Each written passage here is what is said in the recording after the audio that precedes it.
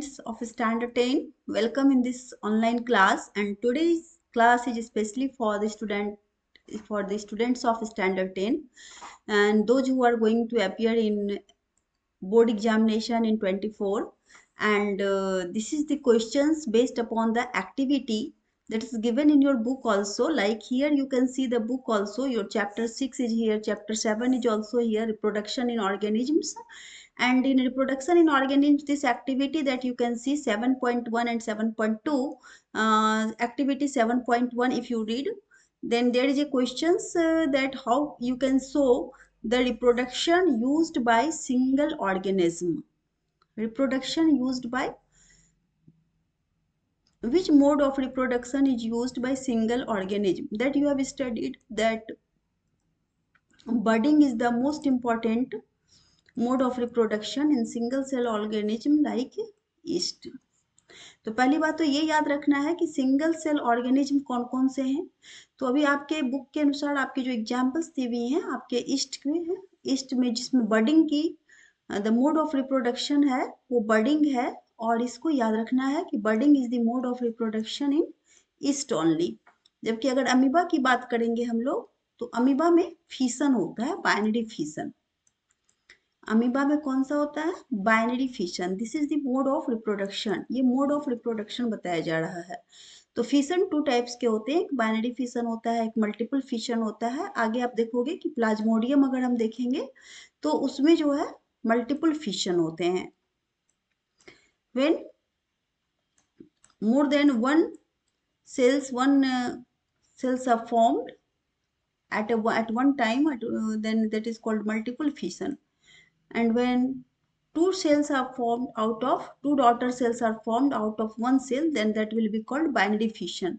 And this is the yeast. तो for yeast क्या है, आपको 100 ml वाटर में 100 ml वाटर के में 10 ग्राम शुगर को डिसॉल्व कर लेना है और एक टेस्ट ट्यूब में इसे डाल देना है।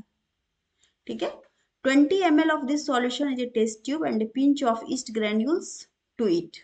अब ये 20 ml जो सॉल्यूशन आपका है, 100 ml वाटर जो आपने तैयार किया जिसमें 10 ग्राम शुगर डाला था, उसकी 20 ml आप ले ले। 20 ml सॉल्यूशन ले लिया है और इसमें हमने कुछ ईस्ट को डाल दिया। अब ईस्ट इसमें डाला गया है। अब you can see here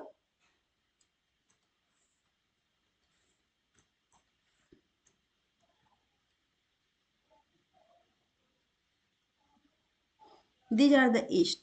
Now you keep it for 1 to 2 hours in the warm place. इसको 1-2 घंटे के लिए वार्म प्लेस पे रख दीजिए इस टेस्ट ट्यूब के एपरेटस को। And after 1 to 2 hours you take a slide, एक स्लाइड ले लीजिए और इस पे ड्रॉपर से इस सॉल्यूशन को डाल दीजिए यहाँ। तो आप क्या देखेंगे, फिर इस पे एक कवर स्लिप लगाएंगे और अब जब माइक्रोस्कोप में आप देखेंगे तो you will find that the east cells have buds. अब हम देखते हैं कि जो ईस्ट की सेल्स है उसमें क्या आ गए हैं, बर्डिंग्स दिख रहे हैं, बर्ड्स दिख रहे हैं। तो this forms that the drop of yeast culture from the test tube on slide cover it, observe this slide. और जब आप स्लाइड देखेंगे तो उसमें बर्ड्स दिखाई देगा।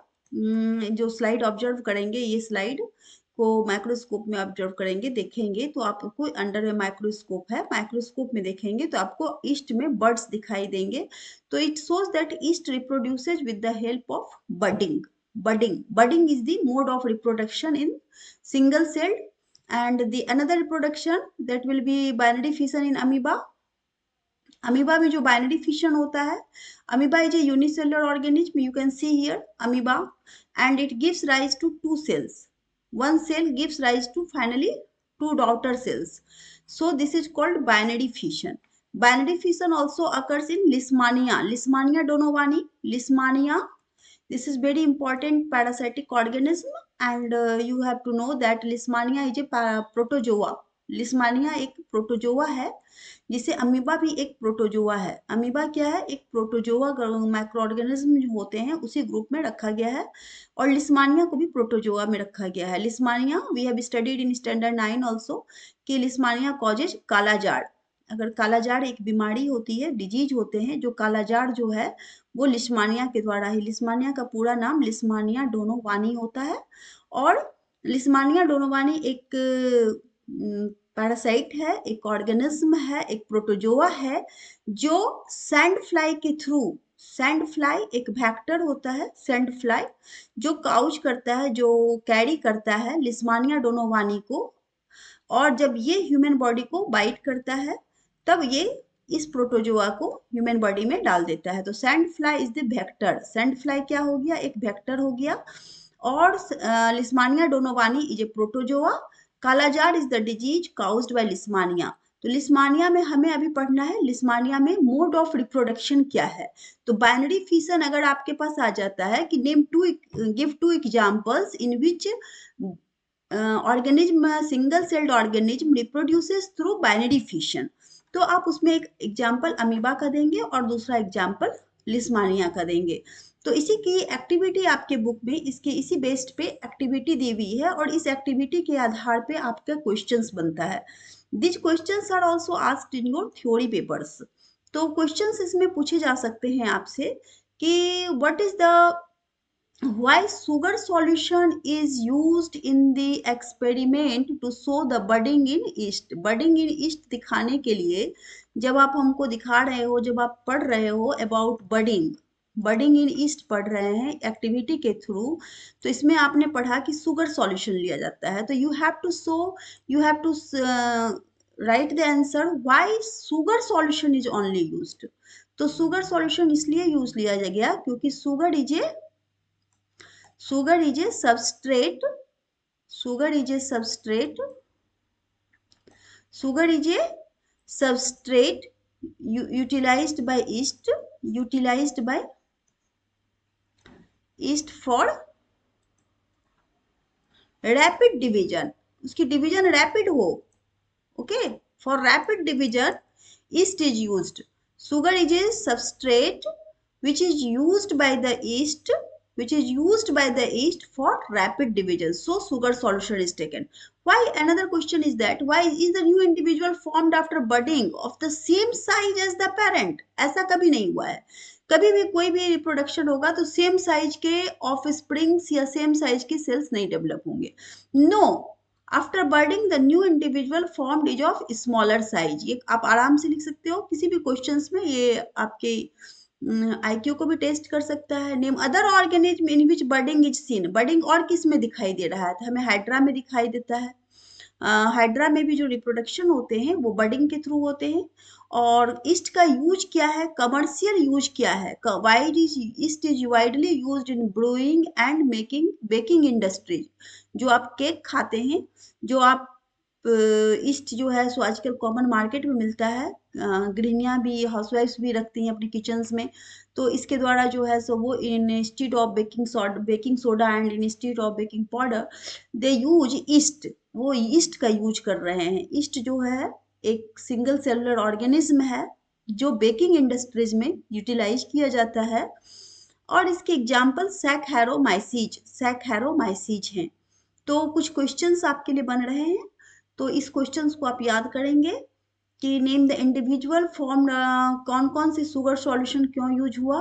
दूसरा क्वेश्चन, ईस्ट का कमर्शियल यूज क्या है, what is the commercial use of the east. तो कमर्शियल यूज ऑफ ईस्ट क्या है, वो बेकिंग इंडस्ट्रीज में यूज होते हैं, बेकिंग इंडस्ट्रीज में, बेकिंग इंडस्ट्रीज में यूज होते हैं। और तीसरा है, दूसरा ऑर्गेनिज्म का नाम बताइए जिसमें बर्डिंग होता है, दैट इज हाइड्रा। तो there are two organisms in which budding is taking place, hydra and yeast। another question, another activity based questions may be asked from you, like amoeba, binary fission in amoeba। अभी हमने binary fission देखा कि amoeba में binary fission होता है, और साथ ही किसमें पढ़ा आपने बाइनरी फिशन, लिस्मानिया में भी पढ़ा था। लिस्मानिया, लिस्मानिया में भी बाइनरी फिशन होते हैं।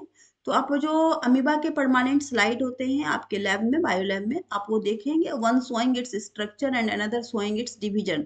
तो अमीबा के दो स्लाइड अगर आप देखेंगे, एक में स्ट्रक्चर दिखाई देगा और दूसरे में उसकी डिवीजन की स्टेज दिखाई देगी। अगर आप दोनों को देखेंगे तो अमीबा देखेंगे कि अमीबा एक इरेगुलरली, अमीबा एक इरेगुलरली बिना कोई शेप का एक सेल्स होता है, सिंगल सेलुलर ऑर्गेनिज्म होता है। और इसमें एक डार्कली स्टेन्ड न्यूक्लियस जरूर होते हैं, बिना न्यूक्लियस के अमीबा नहीं हो सकता है, because it is a cellular organism. And other side shows it's elongated and constructed structure, जिससे बाइनरी फिशन होता है। Construction in body is seen near the nucleus. What is binary fission? Amoeba, important बात यह है, amoeba जो है binary fission के द्वारा डिवाइड करता है। अब इसकी न्यूक्लियस डिवाइड करेगी, और ये न्यूक्लियस जो है इसकी, ये न्यूक्लियस जो है ये दो पार्ट में इस तरह से, ये दो न्यूक्लियस में डिवाइड करने वाली है, और इस तरह से फिर लास्टली जो है दो अमीबा की फॉर्मेशन हो जाएगी। You can see here. तो इस तरह से अमीबा जो है सो बाइनरी फिशन के थ्रू रिप्रोडक्शन करता है, और आपको याद रखना पड़ेगा इस सब बातों को। इसलिए हमेशा इसमें याद रखिए कि अमीबा में जो रिप्रोडक्शन है वो बाइनरी फिशन के द्वारा होता है, जबकि लिशमानिया में भी बाइनरी फिशन होता है, लेकिन ईस्ट और हाइड्रा को नहीं भूलना है। Budding budding takes place. Budding budding एक मोड ऑफ रिप्रोडक्शन है, एसेक्सुअल मोड ऑफ रिप्रोडक्शन है, जो किस में होता है? ईस्ट में होता है और हाइड्रा में होता है। जबकि बाइनरी फिशन अमीबा में होगा और लिस्मानिया में भी होगा। तो आप दो दो एग्जाम्पल याद रखेंगे, और इसमें ये भी याद रखेंगे कि बाइनरी फिशन में क्या होता है। तो body splits into cells, body जो है इसकी दो सेल्स में डिवाइड हो जाती है, यानी कि एक body gives one body gives rise to two cells, one cell gives rise to two cells. तो what is binary fission? What is binary fission? Binary fission, it is the division of one cell into two similar और identical cells. You can write down the notes. ये notes को आप download कर लेंगे और इसको print करेंगे, और आप इसको पढ़ेंगे। Which type of reproduction is binary fission? तो बाइनरी फिशन एक एसेक्सुअल रिप्रोडक्शन है। बाइनरी फिशन कैसे होता है? अमीबा में किस किस तरह से होता है? तो फर्स्ट ऑफ न्यूक्लियस जो है डिवाइड्स होता है into two parts and followed by the division of cytoplasm. What is other name for identical daughter cells? तो क्लोन्स बोला जा सकता है उसके है डॉटर सेल्स को। Division of cytoplasm and nucleus in binary fission are also known as. Cytoplasm के division को और न्यूक्लियस के डिवीजन को बाइनरी फिशन में जो होता है उसको क्या कहते हैं? तो साइटोप्लाज्म के डिवीजन को हम लोग साइटोकाइनेसिस, और न्यूक्लियस के डिवीजन को कैरियोकाइनेसिस कहते हैं। Cytokinesis and karyokinesis, don't forget it. So another question है, to enable the students to study reproduction of microorganisms। अब microorganisms के बारे में कैसे आप स्टडी करेंगे? तो microorganisms के लिए आपको जो है एक ब्रेड लेना है। Take a piece of bread, उसको सॉफ्ट कर लेना है, cool dark and moist place पे रख दीजिए, और उस सरफेस को observe the surface of the slice with a magnifying, उस पर आप एक लेंस से, मैग्नीफाइंग ग्लास से भी आप देख सकते हैं। तो और अगर माइक्रोस्कोप में आप दिखा सकते हैं तो माइक्रोस्कोप में भी देख सकते हैं, अदरवाइज मैग्नीफाइंग ग्लास से ही स्लाइस को देखेंगे। तो वहां पर जब ऑब्जर्वेशन देखेंगे तो वहां पर देखेंगे कि उस पर एक फंगस आ चुका है। We can see the structure called hyphae. Hyphae fungus जो है, ये फंगस के ब्रांच को हम हाइफी कहते हैं। तो आप एक हाइफी देख सकते हैं जिसको हम लोग फंगस की ब्रांचेज कह सकते हैं, फंगस की हाइफी है। And bread generally gets spoiled by Rhizopus. Bread को ब्रेड जो है किस फंगस के द्वारा स्पॉइल्ड होता है? तो दिस इज राइजोपस। ओके,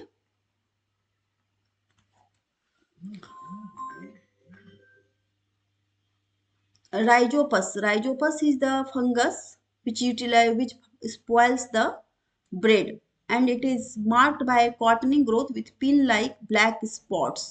आप देखेंगे जो ब्रेड होगा उस ब्रेड पे कुछ ब्लैक स्पॉट्स आ जाएंगे अगर आप इसको छोड़ देते हैं फॉर अ वीक और फॉर 2 days और for after softening with the water you can leave it, and you will find that there are different black spots on your bread, and you can observe this fungus with the help of a magnifying glass also, or we can observe with the help of a with the help of microscope also.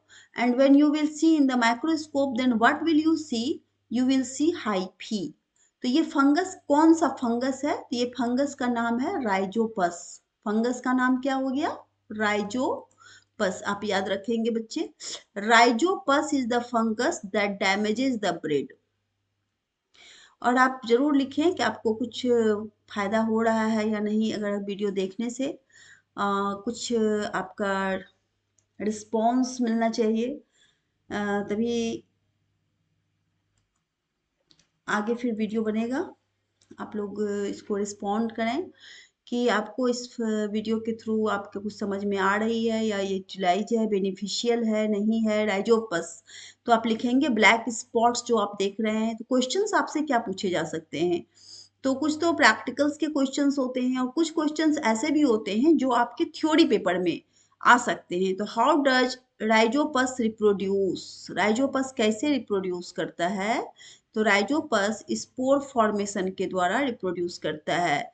और how do fungal spores germinate, फिर ये spores कैसे germinate करता है, जब उसको suitable conditions मिलेंगे, suitable substratum मिलेंगे, कि किस चीज पर, सबस्ट्रेटम मीन्स कि जो होस्ट जो प्रोवाइड करेगा उनको न्यूट्रिशन, उसको सबस्ट्रेटम कहेंगे। तो giving rise to new mycelia, mycelia है मास ऑफ ब्रांचिंग हाइफी, जैसे बहुत सारे ब्रांचेज जब निकलते हैं तो उसी के नेटवर्क को हम, हाइफी के नेटवर्क को क्या कहते हैं, माइसिलियम कहने लगते हैं। ये टोटल सेट ऑफ जो ब्रांचेज है इसको माइसिलियम कह सकते हो। लेकिन अगर एक पार्ट की बात करें तो ये हाइफा कहलाएगा, ठीक है। तो these are the different fungal hypha, and this group of hypha is called mycelium, and mycelium is giving through mycelium only the spores will germinate and give rise to new rhizopus. And rhizopus is reproduction in rhizopus takes place by spore formation. This is kind of spores which are formed by the rhizopus, and these spores help in the formation of, in the reproduction of another spores. And when spores, these spores when germinate, then they give rise to rhizopus. Okay, what are activity 4? These are activity 4 to study the स्पाइरोगैरा filament. स्पाइरोगैरा के filament के बारे में, तो स्पाइरोगैरा एक अलगी के category में रखे जाते हैं, अलगी में रखा गया है, अलगी, ठीक है। ग्रीन इसमें क्लोरोप्लास्ट पाए जाते हैं। तो आप स्पाइरोगैरा फिलामेंट को भी देखेंगे। Dark green filament S come from the surface of A pond water, अगर पॉन्ड वाटर से आप निकालते हैं तो ये फिलामेंटस स्ट्रक्चर होते हैं, इस तरह के फिलामेंट्स इसके बनते हैं। अब देखिए मैं बना देती हूँ, आपका फिलामेंटस स्ट्रक्चर भी बन रहा है। और ये फिलामेंटस स्ट्रक्चर जो है, इस तरह से इसमें स्पाइरल क्लोरोप्लास्ट पाए जाते हैं, इसलिए इस तरह से इसकी डायग्राम्स बनाई जाती है। तो ये फिलामेंटस स्ट्रक्चर है। पुट 1 और 2 filament on a slide with a forcep and put a drop of glycerine on it. तो आप स्लाइड एक ले लीजिए और स्लाइड पे ये स्पाइरोगैरा के एक फिलामेंट को डाल दीजिए, और इस पे क्या डाल देना है, ग्लिसरीन डालना है। और फिर इसको कवर स्लिप से कवर करके माइक्रोस्कोप पे देखना है। तो you will find that this green scum was formed of green filamentous algae called Spirogyra which have green cells placed end to end in a simple row। रो में रखा रहता है, रो में एडजस्ट होता है। स्पाइरोगैरा में रेक्टेंगुलर सेल्स होते हैं, मैंने अभी बनाया है आपके बुक में। It is a multi cellular and reproduced by fragmentation. तो समरी क्या हो रहा है कि हमें रिप्रोडक्शन सबकी जाननी है कि किसमें किस मोड ऑफ रिप्रोडक्शन होता है। जैसे स्पाइरोगैरा में फ्रेगमेंटेशन, अमीबा में, अमीबा में कौन से रिप्रोडक्शन होते हैं, तो बाइनरी फिशन होते हैं। लिस्टमानिया में क्या होते हैं, बाइनरी फिशन होते हैं। ईस्ट में क्या होते हैं, बडिंग होते हैं। हाइड्रा में क्या होते हैं, बडिंग होते हैं। राइजोपस में क्या होता है, स्पोर फॉर्मेशन होता है। Why does spirogyra divide by fragmentation. अब क्वेश्चन है कि स्पाइरोगैरा में फ्रेगमेंटेशन ही क्यों होता है। तो स्पाइरोगैरा देखो एक फिलामेंटस स्ट्रक्चर है, इस फिलामेंटस सेल्स है, और ये जो है सो इस तरह से अरेंज होता है, और इस तरह से इसके जो आप क्लोरोप्लास्ट कह सकते हैं, स्पाइरल क्लोरोप्लास्ट है, रेक्टेंगुलर सेल्स होते हैं। तो ये मल्टी सेलुलर ऑर्गेनिजम्स है। इससे क्या होता है, इसका सिंपल बॉडी ऑर्गेनाइजेशन है, इसलिए ये दो पार्ट में कट जाता है, और दोनों पार्ट फिर अलग अलग स्पाइरोगैरा में डेवलप होता है। What causes an organism to divide by fragmentation. Fragmentation होने के लिए क्या कंडीशंस है किसी ऑर्गेनिज्म में, तो फ्रेगमेंटेशन मैकेनिकल डिस्टरबेंस से होता है, केमिकल से होता है, death and decay of older parts, उसके पुराने पार्ट्स के डीके हो रही हो तो उसके कारण भी फ्रेगमेंटेशन होता है। इम्पटिंग ऑफ इंटरवेनिंग सेल्स और तो फ्रेगमेंटेशन होने के लिए ये सारे कंडीशंस हैं। Why fragmentation occurs in spirogyra, why, question why आ रहा है। What type of reproduction is taking place in spirogyra, ये तो बहुत कॉमन क्वेश्चन है, बहुत आंसर सिंपल है कि फ्रेगमेंटेशन होता है। बट फ्रेगमेंटेशन ही क्यों होता है? तो कोई केमिकल्स के कारण या इनके सिंपल कंस्ट्रक्शन ऑफ सेल्स की जो ऑर्गेनाइजेशन है वो बहुत सिंपल है। इनके death and decay of older parts जब हो जाते हैं तो भी फ्रेगमेंटेशन होता है। वाई इज स्पायरोगैरा एक मल्टी सेलुलर ऑर्गेनिज्म, इसे क्यों कह रहे हैं? Because it is made up of a row of cells placed end to end forming a filament to like structure. Is there tissue differentiation observed in Spirogyra? No, tissue differentiation is not seen. It is only a cellular level organism and all the cells are capable of photosynthesis, growth and division. Can complex organisms like humans and animals also divide or reproduce by fragmentation? It is because humans and animals do not have random collection of cells. Do not have random collection. Their body is organized into specialized compartments which makes cell by cell division impractical. Okay. So you can understand what is the mode of reproduction in Spirogyra also. Now there is one more activity for you.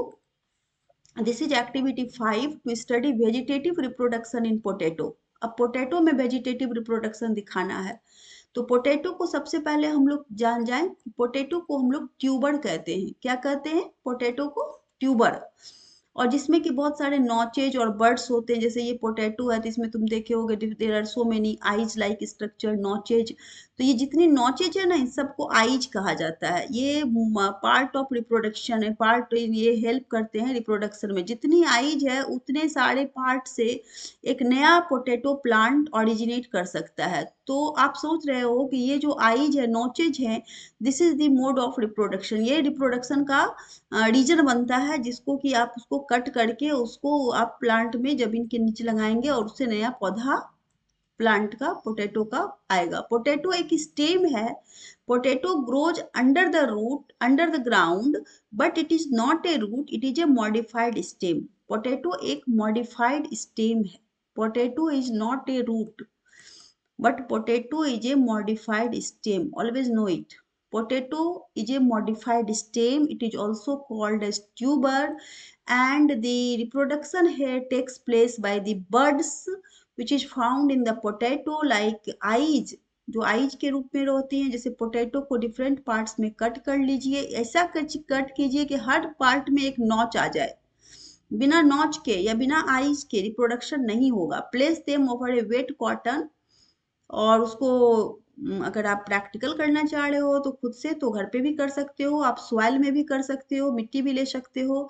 और this is very common experiment you can C in the fields in neighborhood areas also where potatoes are grown, जहाँ potato लगाई जाती है उसको भी आप देख सकते हो। This is not a very typical things that you can, not a very unusual things, it is a usual thing and you can see in your areas also।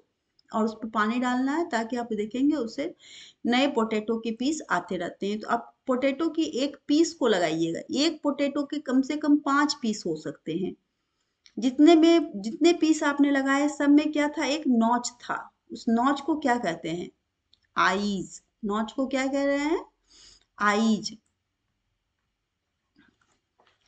तो 3 से 5 दिन के बाद जो है वो बर्ड जो है नया प्लांट देने लगता है जिसमें कि सूट और रूट डेवलप हो जाते हैं। तो the noche or buds are the vegetative propagules through which vegetative reproduction takes place in potato. So this is the conclusion. तो vegetative propagules को भी पढ़िए। How does potato reproduce vegetatively? Potato vegetatively कैसे reproduce करता है? Potato is a modified stem, मैंने शुरू में ही आपको बता दिया, which grow to form new plants under favourable conditions. और वाटर क्यों बीच बीच में डाला गया? ताकि उससे प्लांट ग्रोथ मीडियम मिलता रहेगा, बर्ड्स जो है रिप्रोड्यूस करेंगे। और इस तरह से ये रिप्रोडक्टिव इनएक्सपेंसिव है, बहुत ही एक्सपेंसिव मोड ऑफ रिप्रोडक्शन नहीं है। और किस other part of plant, which other what other part of plant can be used by different for different method of vegetative. तो वेजिटेटिव रिप्रोडक्शन जैसे ही हम पढ़ते हैं, वेजिटेटिव प्रोपागेशन वो लीव्स से हो सकता है, नया प्लांट नया प्लांट डेवलप होता है नोड्स से, स्टेम से, ट्यूबर से, बर्ड से, राइजोम से, etcetera. Stem and roots of different plants are combined to produce new plant. Name some plants that can be vegetatively propagated. तो आप इस सब जान जाइए कि लीफ से जो रिप्रोडक्शन अगर हम देखें तो वो इसके लिए बेस्ट एग्जाम्पल ब्रायोफाइलम है। These are called bryophyllum is an example in which reproduction यानी new plants come rise through the leaf। और अगर स्टेम से रिप्रोडक्शन हो सकता है, रूट से भी रिप्रोडक्शन हो सकता है और लीफ से भी हो सकता है, तो रूट स्टेम लीफ सब से रिप्रोडक्शन होते हैं। तो ऐसे रिप्रोडक्शन जो डिफरेंट प्लांट के डिफरेंट पार्ट से होते हैं उसी को वेजिटेटिव प्रोपागेशन भी कहा जाता है। क्या कहा जाता है? वेजिटेटिव प्रोपागेशन कहा जाता है। गिंगर, राइजोम, राइजोम जो है वो आप देखोगे गिंगर में स्केली लिप्स पाए जाते हैं, नोड्स पाए जाते हैं, नोड्स। अब इस एरिया को काट के अगर लगाया जाएगा जहाँ पे गांठ है, नोड्स को गांठ कहते हैं और दो गांठ की दूरी को इंटर नोड्स कहते हैं। इसी से पता चलता है कि ये स्टेम है, ये स्टेम है, ये रूट नहीं है। ये इसलिए पता चल रहा है क्योंकि जो अदरक है, अदरक गिंगर को, अदरक को ही गिंगर कहा जाता है और ये एक मॉडिफाइड स्टेम है। क्या है? मॉडिफाइड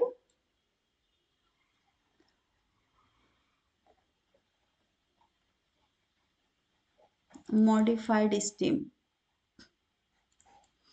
मॉडिफाइड स्टेम का मतलब है presence of nodes and internodes होना, स्केली लीव्स का होना। तो इससे पता चलता है कि वो स्टेम्स है। Name some plants. तो next activity we can see to study vegetative multiplication in money plant. Money plant में किस तरह से होता है? तो मनी प्लांट को भी आप कई पार्ट में कट कर दीजिए जिसमें कम से कम एक पत्ता होना चाहिए। बिना एक पत्ता भी नहीं होगा तो वो प्लांट आगे नहीं बढ़ेगा। Cut out some other portion between two leaves, dip one end of all piece of water and observe the growth of the cuttings. उसको पानी में डाल के आप उसको ऑब्जर्व करिएगा तो आपको पता चलेगा कि दोनों पार्ट जो है उसके नए प्लांट में डेवलप कर रहे हैं। दोज कटिंग ग्रो और स्प्रॉट विच पॉजेज द लीव्स, जिसमें लीव्स होता है वो पार्ट से नया प्लांट आ जाता है। The presence of leaf is essential for growth of cuttings in many plant. Many plant के लिए presence of leaves is also essential. Check yourself which type of vegetative propagation is seen in above experiment. अब ये money plant में जो multiplication हुआ, vegetative multiplication, ये किस तरह से हुआ है? तो आप देख रहे हैं कटिंग के द्वारा होता है। Why is one end of the cutting dipped in water? एक एंड को, वन एंड को, अब मान लीजिए आप कटिंग कर रहे हैं, कोई चीज की कटिंग किया आपने, ये एक पतली सी टहनी काटी, तो एक एंड को तो पानी में डालेंगे तभी तो इसको पानी मिलेगा, और वाटर नहीं मिलेगा तो ये ग्रो नहीं करेगा, इसलिए वाटर तो देना जरूरी है ना। वाटर आपका प्लांट के एक एंड को देना है, मनी प्लांट के एक एंड को पानी में रखना है। तो क्वेश्चन आ रहा है कि इसको प्लांट पानी में क्यों रखना है? For the growth and conduction of food through out the plant, ताकि ये प्लांट जो है फूड प्रिपेयर करेगा, क्योंकि इसमें एक भी लीव्स तो है ही और लीव्स फूड प्रिपेयर कर रहा है, तो ये फूड यहाँ तक इसको मिलता रहेगा और दूसरे पार्ट में भी जाएगा जहाँ से फिर नया प्लांट भी डेवलप कर सकता है। Cutting is what type of method for propagation? Cutting is artificial method of vegetative propagation. Grafting and layering, ये बहुत इंपॉर्टेंट है। What other methods are used in artificial? Question आएगा ही आएगा आपको। What is other methods? Grafting and layering. These are also another method by which artificial vegetative propagation takes place. Artificial vegetative propagation takes place through grafting and layering. There are two methods of artificial vegetative propagation. So another last one is activity 7, जिसमें कि आप seed structure के बारे में पढ़ेंगे। चना का seed अगर पानी में आप खुद से सोक कर दें और उसको नेक्स्ट डे आप देखेंगे तो उसकी जो ऊपर की ब्राउन कवरिंग है उसको हार्ड थोड़ी होती है, उसको आप बस अपने हाथ से ही हटाने से अगर पुश करेंगे तो वो निकल जाएगा और उसके बाद 2 कॉटिलेडन्स मिलेंगे। ये 2 कॉटिलेडन्स आप देख सकते हो, ये टेस्टा है, ये टेगमेन है। जो ब्राउन कोटिंग होती है, जो brown coating, brown seed coat जो है उसी को हम लोग टेस्टा कहते हैं। और उसके जो दूसरे साइड होते हैं जो थोड़ा येलोइस कलर या व्हाइटिश कलर कहते हैं उसको टेगमेंट कहते हैं, जो पतला लेयर है, थिन लेयर है। उसके अंदर फिर क्या है तो 2 दाल दिखते हैं, दाल हम लोग कहते हैं इसको, पल्स कहते हैं, दाल क्या इसको कॉटिलेडन्स कहे जाते हैं, इसलिए डाई कॉटिलेडन्स कहते हैं इसको।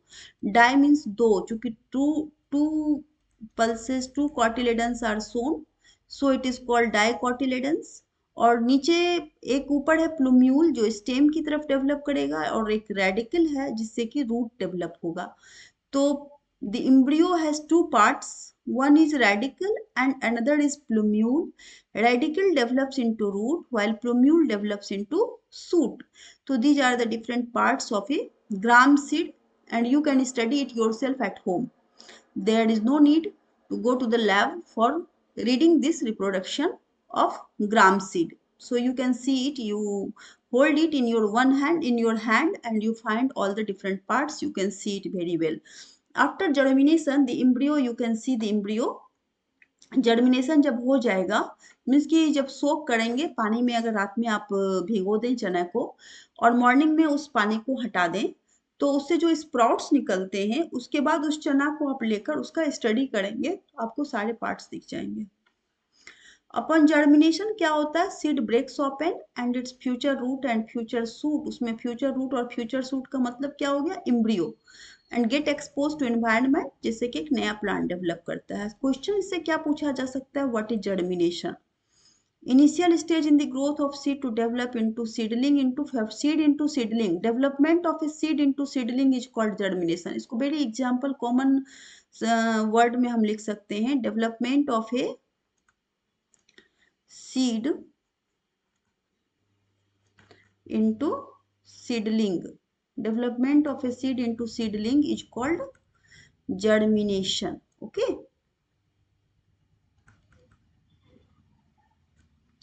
Food is stored in the cotyledons. Food कहाँ रहता है तो कॉटिलेडन में जो स्टोर्ड है वही एम्ब्रियो को ग्रोथ करने में हेल्प करता है। Which kind of seed of gram, gram dicotyledonous है कि मोनोकोटिलेडनस है तो ग्राम डाइकोटिलेडनस है। How does a germinating seed acquire water from its surroundings, germinating seed को पानी कैसे मिलता है। अगर आप पानी में भिगो देते हैं चना को, इस चना को पानी में जब डाल देते हैं तो चना तो आपने डाला लेकिन चना में पानी जाता किधर से है, तो चना में एक माइक्रोपाइल होते हैं, छोटे से एक छिद्र होते हैं जिसको कि माइक्रोपाइल कहते हैं। माइक्रो मीन्स स्मॉल और pile mean gate, small opening। There are different parts observed in the seed after germination। Germination में सबसे इंपॉर्टेंट पार्ट जो देखने को मिलता है हमें वो इम्ब्रियो देखने को मिलता है। इस इम्ब्रियो के 2 पार्ट होते हैं, अपर पार्ट को प्लूम्यूल और लोअर पार्ट को रेडिकल कहते हैं। प्लूम्यूल से स्टेम डेवलप होगा और रेडिकल से रूट डेवलप होता है। R for radical and R for root, ये याद रखिए। तो दूसरा समझ में आ जाएगा कि प्लूम्यूल से सूट ही डेवलप होता है। तो these are the questions that is asked from your questions or from your reproduction, from the chapter of reproduction। You can see in your book also there are different activity को छोड़ना नहीं है। Diagram के नीचे वाली जो बातें लिखी है, binary fission in amoeba, binary fission in leishmania, these are also very important for you. Another activity fragmentation हमने पढ़ा, एक मल्टीपल फिशन इन प्लाज्मोडियम है और ये एक्टिविटी फ्रेगमेंटेशन का है। जो फ्रेगमेंटेशन किस में होता है तो स्पायरोगैरा के फिलामेंट में होता है और इसमें हम लोग को ग्लिसरीन का यूज करना पड़ता है, हमने पढ़ा है अभी तुरंत वहाँ पे। और दूसरी एक्टिविटी आप देखेंगे बुक में आपकी बडिंग भी है। बडिंग जो है हाइड्रा में होती है। हाइड्रा में यहाँ पे देख रहे हो प्लानेरिया में डिजेनरेशन है कि अगर ये 3 पार्ट में कट गया है तो तीनों पार्ट एक नए ऑर्गेनिज्म में डेवलप कर गया, this is called regeneration. Hydra में बर्डिंग हो रहे हैं, डिफरेंट मोड्स ऑफ रिप्रोडक्शन। देखिए हाइड्रा है, ये टेंटिकल्स है इसकी जो हेल्प करते हैं लोकोमोशन में। और हाइड्रा के बॉडी में एक छोटी सी स्वेलिंग होती है, उस स्वेलिंग जो है धीरे धीरे एक बर्ड का फॉर्म ले लेती है, और बर्ड जो है धीरे धीरे एक टेंटिकल्स का फॉर्म ले लेता है, और उसके बाद लेटर लास्टली क्या होता है, ये अपने पेरेंट बॉडी से डिटैच हो जाता है। जब डिटैच होकर ये सीधा खड़ा हो जाएगा और ये एक हाइड्रा का फॉर्म ले लेगा, ठीक है।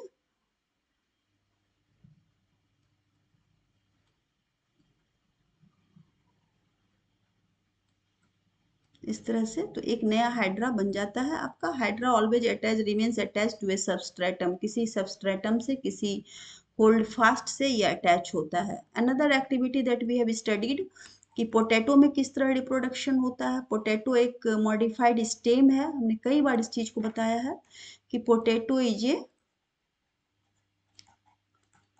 modified stem. Potato is a modified stem, never be confused।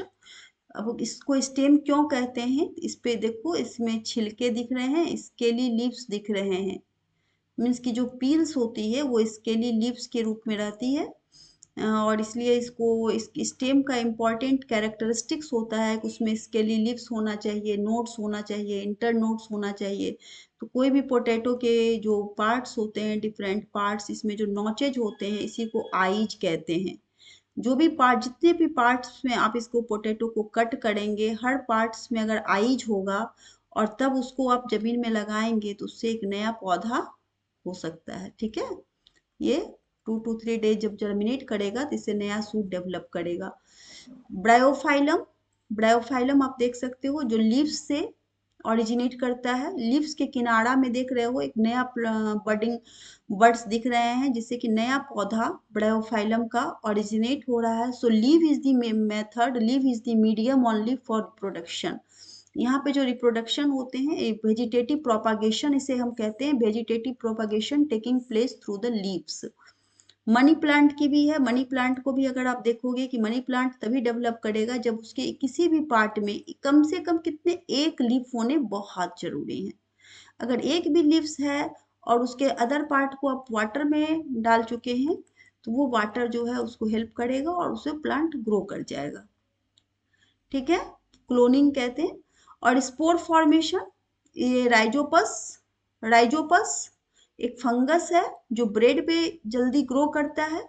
Bread को अगर आप मॉइस्ट करके छोड़ देंगे तो उस पर जल्दी से क्या हो जाएगा, ब्लैक ब्लैक स्पॉट्स आप देखेंगे, these are the fungus. Hyphae, इसको माइक्रोस्कोप में या मैग्नीफाइंग ग्लास में देखेंगे तो इसकी हाइफी दिखाई पड़ेगी। हाइफी कहते हैं, उसी के ब्रांचेज को कहते हैं हाइफी, और इसी के नेटवर्क को माइसिलियम कहते हैं। So there are different activities that we have studied based upon the chapter of reproduction. Now another day we shall study the activity of transportation. Transportation की एक एक्टिविटी भी हम लोग पढ़ेंगे, बाद में पढ़ेंगे, अभी छोड़ दिया जाए इसको, ठीक है। तो अभी हम लोगों ने जो पढ़ा है उसमें से सबसे important different types of reproduction,